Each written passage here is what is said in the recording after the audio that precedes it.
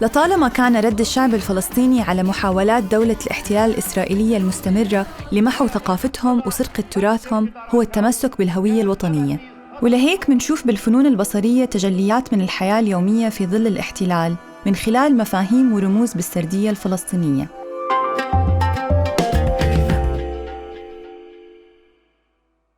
بحلقة اليوم من حكي فن رح نتعرف على عالم الرمزية بالفن والثقافة الفلسطينية، دورها كشكل من أشكال المقاومة وأهميتها في توثيق الحياة اليومية قبل وبعد الاحتلال. الرموز هي وسيلة للتعبير عن الأفكار اللي لا يمكن التعبير عنها بسهولة من خلال اللغة المباشرة. نقدر نقول أن الرموز والفنون لا تعكس الثقافة فقط، إنما بتساهم أيضاً باستمرارية خلق الثقافة. تعد الأهازيج والترويدة الفلسطينية وفن التطريز والدبكة والشعر والفنون البصرية جميعها من أشكال الثقافة اللي تناقلت عبر أجيال من المقاومة الشعبية، وأنتجت كل حقبة من التاريخ الفلسطيني رموزها الخاصة اللي بتعكس تلك المرحلة الزمنية وظروفها. غالباً ما يحمل الفن الفلسطيني رسالة أيديولوجية قوية، واللي بيتم التعبير عنها إما بشكل مباشر كقبضة اليد المقاومة والرموز السياسية الصريحة، أو بشكل غير مباشر من خلال صور الحياة اليومية والأنشطة التقليدية للشعب الفلسطيني، مثل مناظر من الطبيعة الفلسطينية بكامل ازدهارها والبيوت الحجرية والنساء الفلسطينيات بأثوابهم التقليدية خلال ممارستهم لحياتهم اليومية.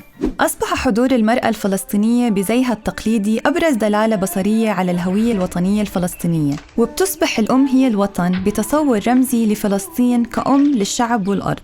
وغالباً ما نرى الأم محاطة بأطفال، وهي استعارة أخرى للطفولة والبراءة المفقودة وسط الدمار والركام. استخدم الفنانون الأرض وموادها الطبيعية كموضوع ومصدر للمستلزمات الفنية بهدف مقاطعة اللوازم الفنية الإسرائيلية. على سبيل المثال، استخدم الفنان سليمان منصور الطين لأول مرة في فنه خلال الانتفاضة، منطلقاً من فكرة أن تراب الوطن هو ما يقاتل الفلسطينيون ويموتون من أجله.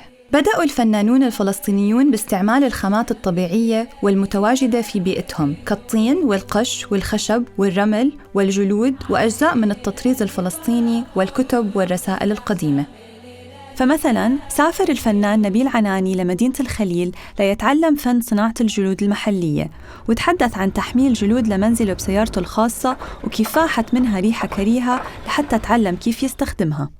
كمان بدأ الفنان تيسير بركات باستخدام الخشب مع أصباغ طبيعية، واستخدم آلية الحرق بالنار لرسم تشكيلاته على الخشب. من بين المواضيع المتكررة اللي بيتم تصويرها بالفن الفلسطيني والمتجذرة بعمق بالمعنى المجازي والحرفي لأرض فلسطين هي شجرة الزيتون.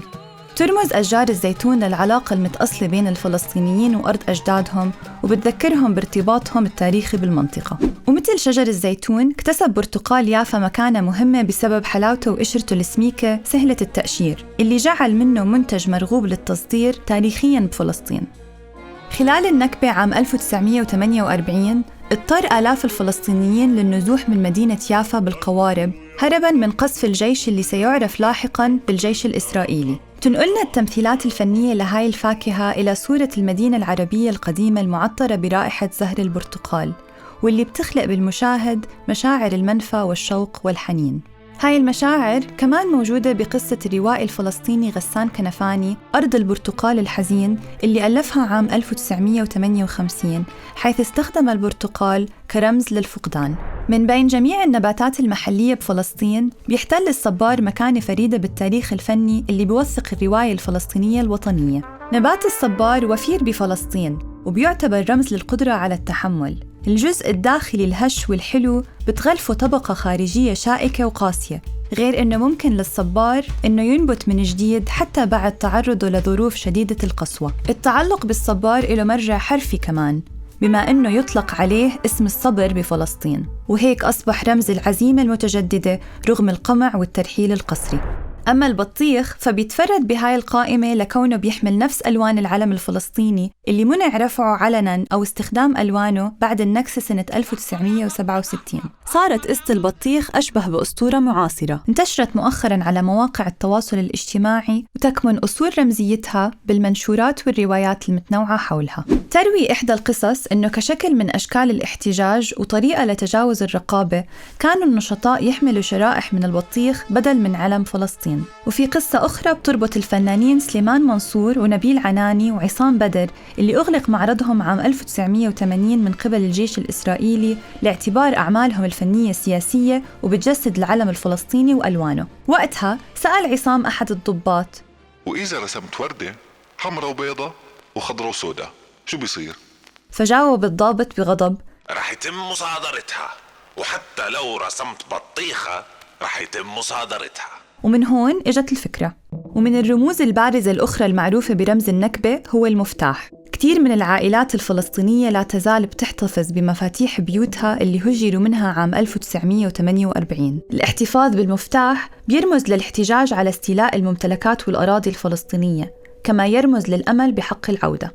في رموز أخرى تعد أقل مجازية وبتصور معاني حرفية، مثل الأسلاك الشائكة والأسوار وقضبان السجون والجدران. تكشف هاي الرموز عن قسوة العزلة والسجن، حيث بيتعرض الرجال والنساء والأطفال الفلسطينيين للاعتقال والتعذيب باستمرار. إضافة، احتل الحجر مكانة بالفكر الفلسطيني من بداية الانتفاضة الأولى عام 1987. كانت هاي الانتفاضة بمثابة ثورة وطنية ضد الاحتلال. استخدم الفلسطينيون الحجارة للدفاع عن أرضهم، لهيك سميت الثورة بانتفاضة الحجارة.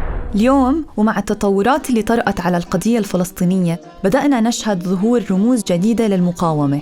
هاي الرموز بتجسد الأمل بالتخلص من الحصار وتدمير بنية الفصل العنصري واستعادة الأراضي المحتلة، وبتخلق الأمل بإيصال صوت من لا صوت لهم وتحرير المضطهدين وتحقيق العدالة لأصحاب الأرض. إذا حبيتوا محتوانا لا تنسوا الإعجاب بالفيديو ومشاركته مع أصدقائكم والاشتراك بالقناة. تقدروا كمان تساعدونا بإنشاء محتوى جديد عن تاريخ الفن العربي من خلال دعمنا على صفحة باتريون الخاصة فينا.